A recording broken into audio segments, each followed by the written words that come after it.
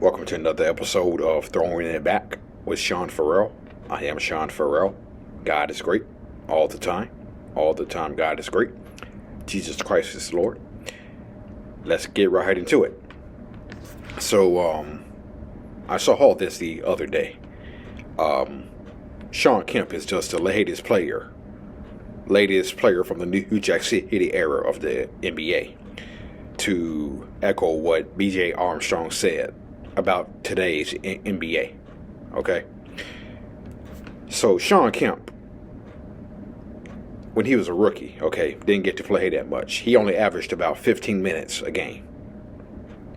And Kemp was frustrated that he wasn't getting on the court as much as he liked to. So, what he did was, he often went to the playgrounds, okay? He played pickup ball.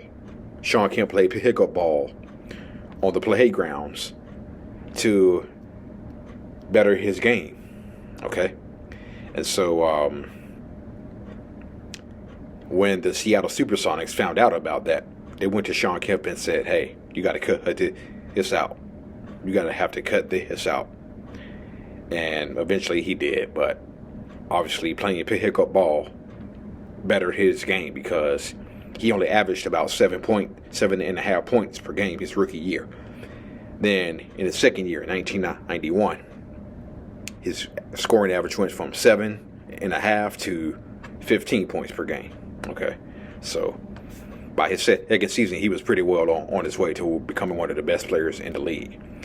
But Kemp said he played pickup ball during his rookie year to better his game. And Kemp said guys don't have that kind of dedication anymore. And I guess what he was referring to was today's players really don't love the game like the New Jack City era did, okay? And that made me think of a few guys, okay? We all know about Michael's work ethic. We all know about Michael's work ethic. Kobe Bryant, in his rookie season, he would play pickup ball at Venice Beach. Okay? So, that's how much Kobe loved the game of basketball. If he was playing pickup ball at Venice Beach. Actually, he had a wrist injury from playing ball. If I'm not mistaken, he had a wrist injury from playing pickup ball at Venice Beach that forced him to miss a few games early in his rookie year. But that's how much Kobe Bryant loved basketball. He was playing pickup ball at Venice Beach in his rookie year. Dennis Rodman, after games, would do the treadmill or the Stairmaster or ride the bike. And we all know why Dennis Rodman never ran out of energy. Because it just looked like he could run up and down the court forever. After playing a hard game, Rodman would do the treadmill or the Stairmaster or the bike. Karl Malone lived in the weight room year-round. Okay.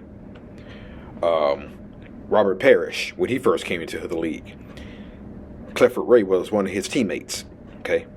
And he said back in 1992, he said, when he came into the league, Clifford Ray took him under his wing. He said Clifford was doing dieting, stretching, lifting weights. He was doing all those things when it wasn't fashionable to do those things. Okay. So this is 1976 where all that stuff wasn't in style for professional athletes, so to speak. Okay. But that's what Clifford Ray taught Robert Parrish about those things. And he said in 1992, that's one of the reasons why he's experiencing the longevity he is now, because of his off-season regime. Parrish will go on to play until 1997, okay, when he retired at 43 with the Chicago Bulls as the NBA champion. And Robert Parrish's career spanned 3 decades. The 70s, the 80s, and well into the 90s. Okay, he was drafted in 1976 by Golden State. Okay, so yeah, his career spanned 3 decades, well into the 90s. Well into the 90s. Yeah. Moses Malone, too. Moses Malone first started off in the ABA in the mid-70s. And Moses Malone ended up retiring in 1995. So Moses Malone's career spanned 3 decades. Yeah, so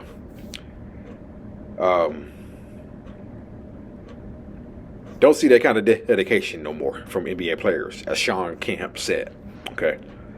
Speaking of the Seattle Supersonics, when Gary Payton came into the league in 1990, he was immediately the starting point guard of the Seattle Supersonics. But we all know rookies have to pay their dues.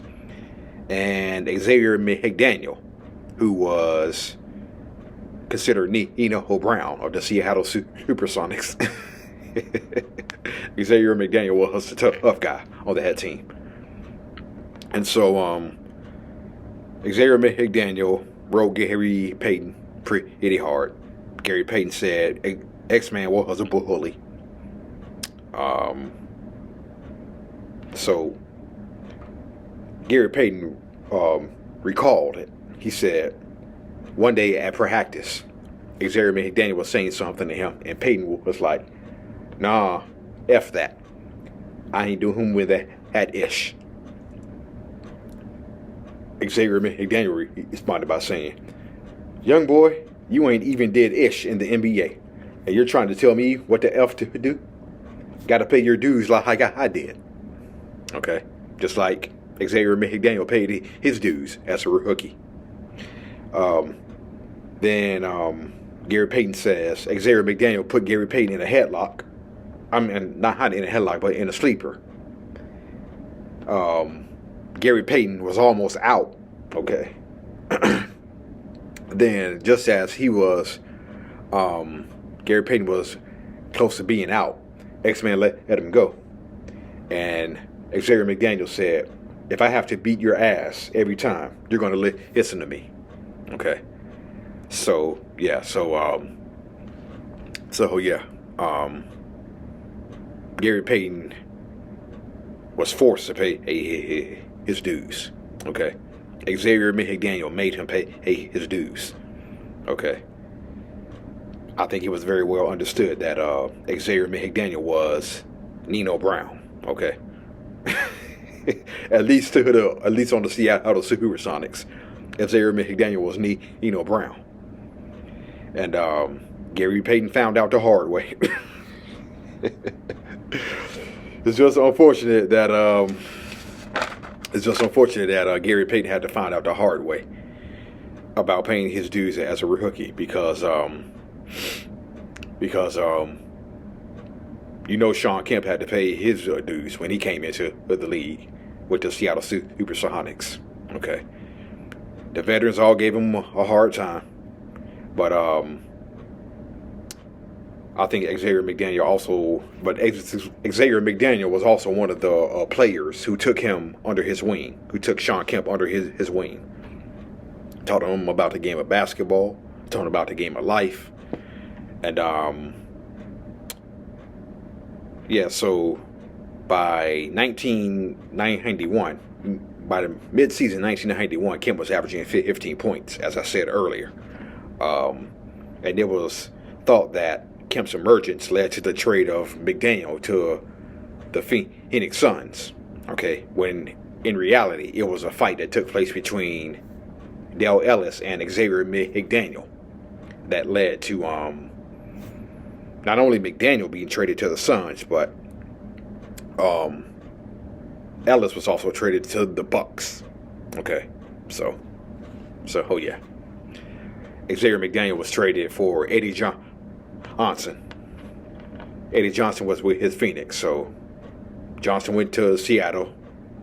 And then Dale Ellis was traded to Milwaukee for Ricky Pierce. Okay, so that was that later proved to be the nucleus that went to the Western Conference Finals versus the Suns in 1993. Came within one game of facing the Bulls for the NBA championship. And oh man, if the Bulls got to if the Supersonics made it to the championship round versus the Bulls, oh man, that would have been real interesting. That would have been Bulls versus Sonics 1. Then 1996 would have been Bulls versus Sonics 2. Okay. Just like 1997, Jazz versus Bulls 1. Then Jazz versus Bulls 2, 1998. So, yeah. All right. That's it. And that's all for Throwing It Back with Sean Farrell. I'm out of here. May God bless you all, everyone. Be blessed.